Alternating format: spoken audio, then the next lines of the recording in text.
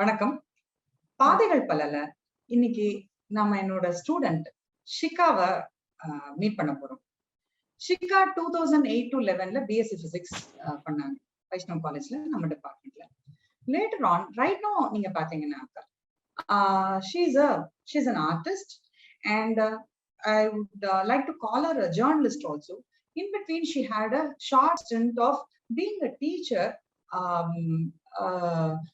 teaching journalism and art, and she has been conducting a lot of Madhubani workshops, and she is also Madhubani artist. Shika, meet pannalamanga. Shika, tell me about your journey. So I think I've been artistically inclined ever since I was a kid. Like I would pick any art form and sit and draw. I was one of those kids who didn't go play much, but or would sit in one corner and sit and draw something. Basically, I was a corner child who liked being there and doing things on our own. Yeah. So that's how I grew up. But I never really understood that if I could do something with my art up until 2015. I had no idea. But for me, it was like I should have an art degree and I should have a formal coaching, and then only I can call myself as an artist. It took a lot of perseverance for my friends who kept telling me, no, this is something that you can do. But things like I was recognized as an artist for the first time when I started BSc physics, and I think it was in 2009 when you had decided to bring a magazine for the department. It was Science Day, National Science Day, and you had asked me to draw an invitation for the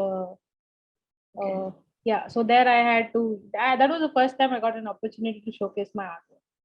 And then I was like, interesting, this is something that people like me doing. And that was the first time I got a recognition as an artist, and I kind of liked that way. And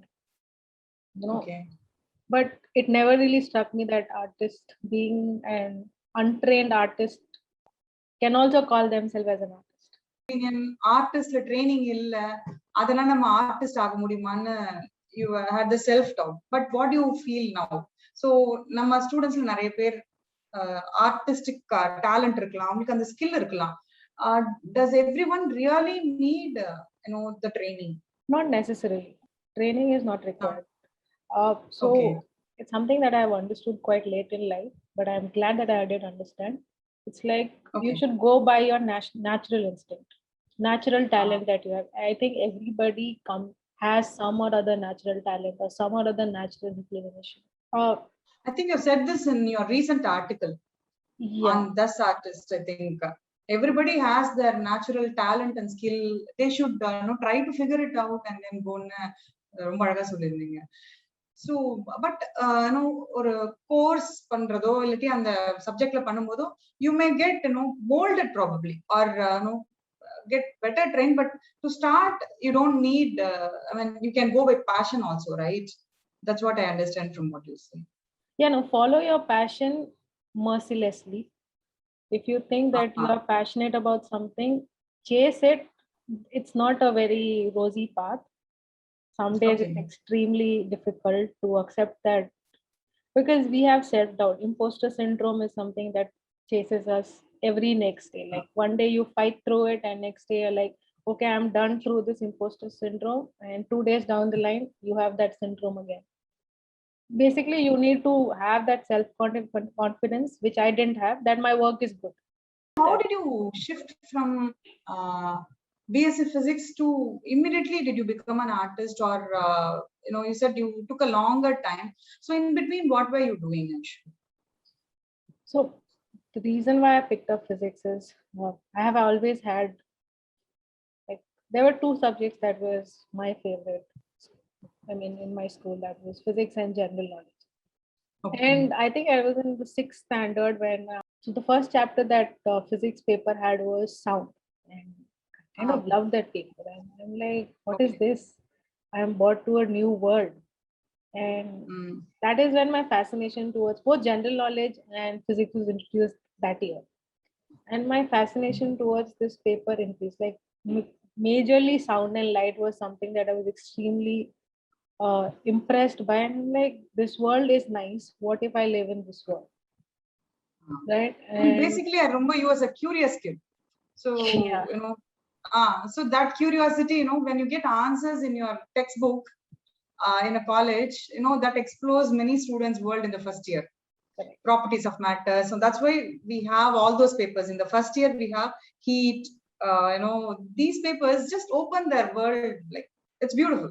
There were very few teachers who leave an impact in your life. And it was always the physics teachers who had an impact. And I had the option of doing engineering or physics. Okay. And I think I was in ninth standard when I started fascinating towards astrophysics, aeronautical engineering, things like these. These were like, I wanted to be in the spacecraft someday. It could be either through studies, or it could be either through me joining the armed force. But turned out that I am not gifted in terms of height, so I had to pick up only educational side of it. And then I told my parents that engineering is not something that I would see myself growing in, and I rather do physics and get into astrophysics. But after BSc Physics, you didn't do MSc, right? So, No, yeah. I think you did journalism, if I'm correct. Yes, I did. So where did you join? What made you? Because you said you liked physics as well as journalism or reading books and things. So why did you take that path? What pushed you that way? What was that burning feeling in you that no, I will do something in journalism? So I think last semester I had quantum physics as paper, and it just told me that this is not your game. You, as much as you like it, but this is not something where you see yourself growing. I could see that very clearly there.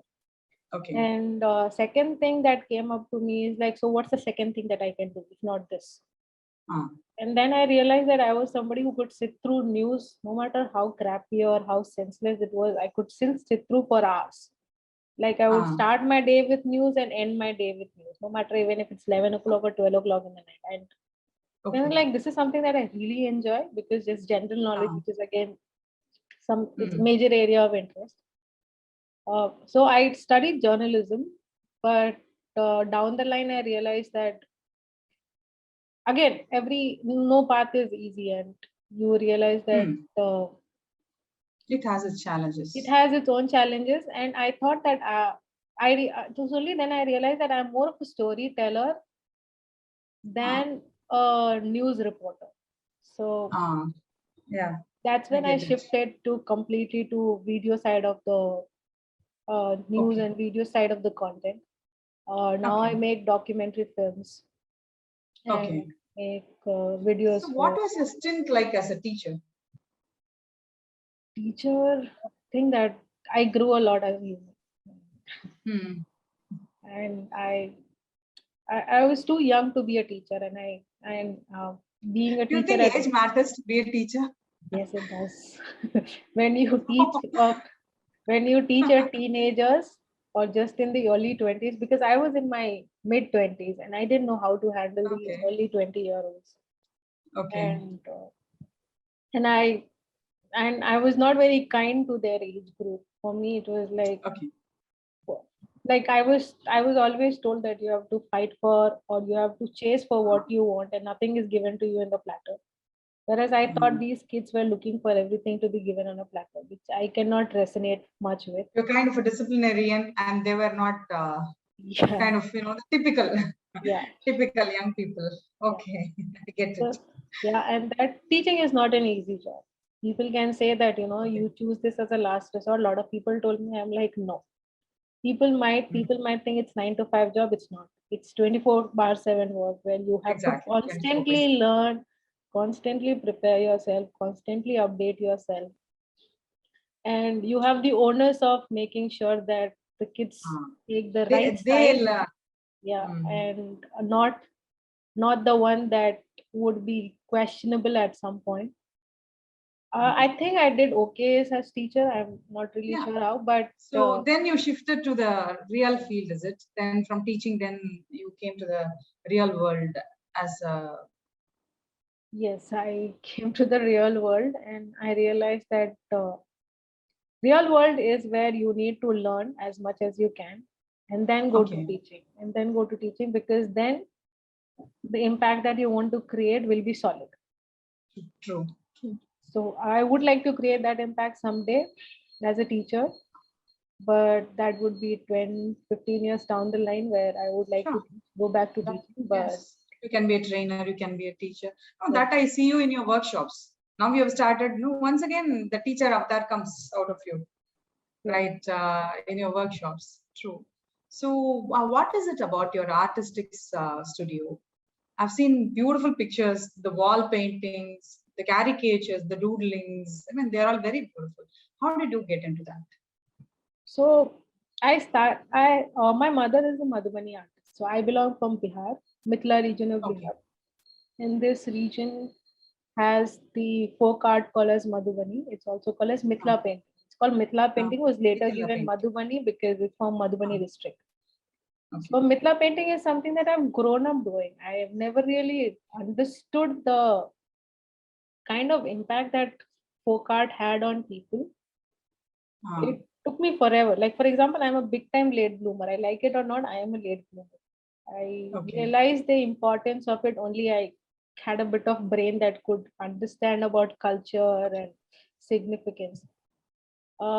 So when I realized that, Madhubani is my most natural instinct because that's what I have grown up doing.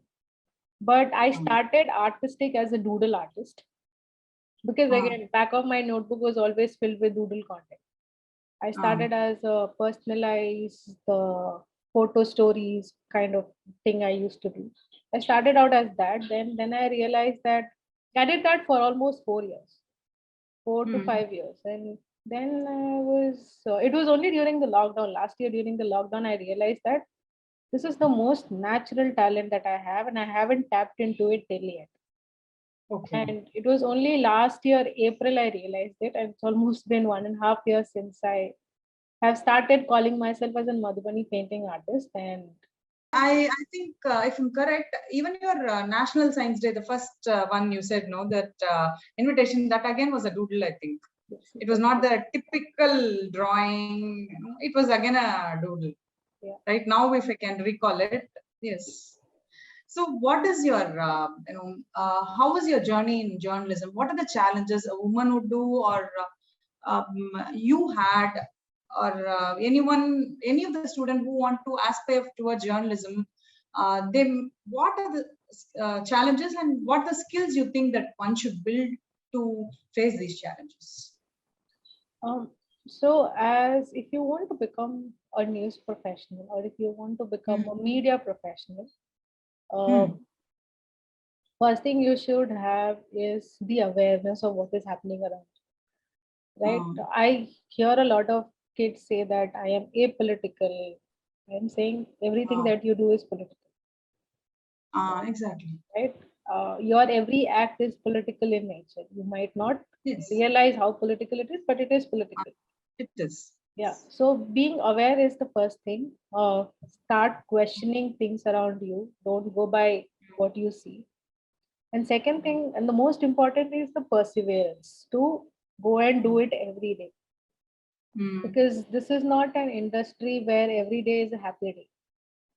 So You have an expectation, but you may not be able to meet the same expectation. True. yeah. So that perseverance is very important, and technical knowledge. Like you should be good at. If you're not good at writing, you should be good at something else, something that the industry requires. Either either you should be like, for example, of BSc physics can student can easily become a science journalist. He should. Yeah, science journalist. Yeah. And science journalism is something which is not very common here in India. It's only post-COVID you see a lot of science journalists coming up. You see a lot of space given to science journalism. But that is something that's extremely important. Like I growing up, I remember only very few column which has science. Like Hindu had one science column, and NDTV had this reporter called as Pallav Bagla, and then there was on Doordarshan. No other channel or paper had a science column. Even now, not much actually, except Yeah. for you have a lot in OTT.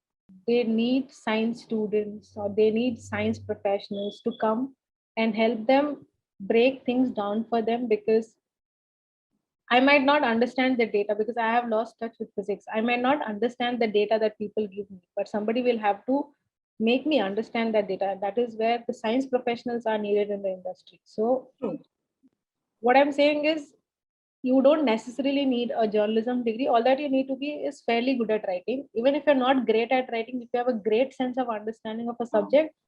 But you need understanding of the subject. Yeah. True. Which others lack. Yes. And if you can be a consultant for them, great. I mean, if you think that you have a knack for knack for journalism and knack for storytelling in science, go for it. It's not very difficult.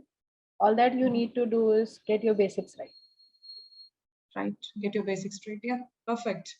So, when we see, all these Discovery Channel and other channels, science programs, we really feel, when are we going to make such things? But okay, it is happening now. It's at least happening now. It might take, once the young blood flows into all these things will change. I think in another 10 years, definitely things will change. Would you like to share any of the instances that inspired you in your profession? I mean, the person or or it could be any person or any act that would have gone there, like which really, it made you feel, no, I belong to this. I should continue, because you spoke a lot about perseverance. So where did you gain that strength from? It was during my master's. We were supposed to shoot a documentary, and we were supposed to. We had a challenge of 3 days, 2.5 day workshop where you had to pick the genre that you're going to do, either short film, ad, or documentary. Shoot it in a day's time, edit and present it the next day. This was the assignment that we had, workshop.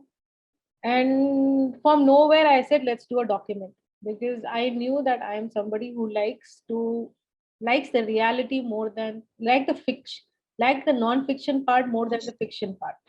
Yeah. Fiction is something that I was able to relate to. And during that time, we did a documentary on migrant laborers. Migrant laborers. Okay. Yeah. And since then, migration has become my pet topic. That's something that, because I am a migrant in a big city too. My family is a migrant in a big city too, but I didn't realize the problems that migrants face until I made that film. So that is something that has stuck by me till day. And that was the day I decided that no, I am going to tell the stories that is not being told. Anything else you want, because you are talking about empathy, the children should grow in them, and then the fight, you must be perseverance and things. What else would you like to add? How should they build their career? Even you are a very quiet student and you are into journalism, so people may not even believe quiet, very, very quiet person like you getting into this field, but you've broken that myth, right? Yeah. So what is that you would like to tell, the rest of people who may be artistic but still quiet, or they are like exuberant at the same time, they want to continue their path in the journalism or artistic fields? See, I am an introvert in my social space, but I am an extrovert in my workspace. Yes. Right. And I can, now that I know myself much better as a human, I know this is the stark difference between the personality that I see when I step out to work and when I am inside my space. So you will have to look for that personality change in you. What I would say to people is, go by your natural instinct, go by your natural talent, build on it. Stop playing safe. If you think that you're good at something, go tell the world about it. World needs to know, only then you will get the work. Otherwise, nobody will. So go tell the world, be vocal about your natural instinct. I mean, maybe, each of us have to do that. Somewhere, we confuse humility and then being quiet and all these things. It's a kind of confusion. So probably many of us, we are not very vocal about it. Yeah, it's a very beautiful thing, Shika. Nice meeting you. Thank you. All the best, Shika. Thank you so much.